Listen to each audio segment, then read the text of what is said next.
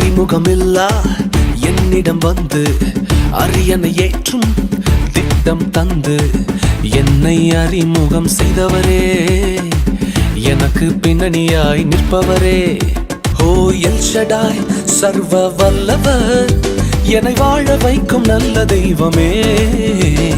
L Shaddai சர்வ வல்லவர், என்னை பெருக செய்த பெரிய தெய்வமே.